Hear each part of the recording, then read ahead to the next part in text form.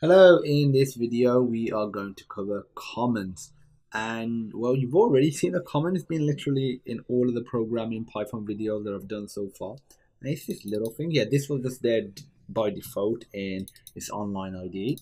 But yeah, what is a comment? So comment is something that isn't compiled and run by the compiler or the interpreter for that matter, so it's not run. And like, why would you want to use it? So it's great for providing some information about the code that's written there, because one, you might come back, a year later, 7 months later, and not quite know what it does, especially when it's a complex algorithm. Or two, you might be on a team of developers, and if they're looking at your code, you don't really want them to have to dry run, 100 lines of code in their head or on paper to figure out, sort of what it does. You just have one or two lines of comments that say, this does this, this does this.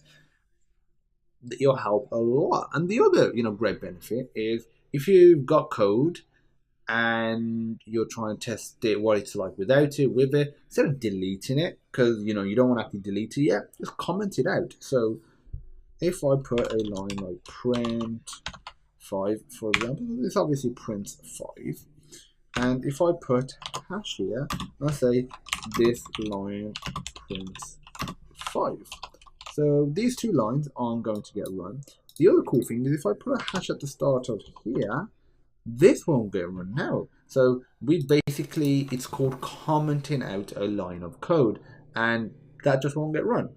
So if we just wait for this to run and see what we get, or we get nothing. Successfully executed, but we literally got no result because this line was commented out. If I put it back in, and I'll be using comments throughout the videos for little nuggets to help you, especially with some of the more complex stuff. And there you go, it's working now. So yeah, that's the wonderful world of comments. Pretty much every language has some form of comments. They won't always have the same syntax, but the format in terms of the usage will be very similar. And yeah, thanks for watching, and I look forward to seeing you in the next video.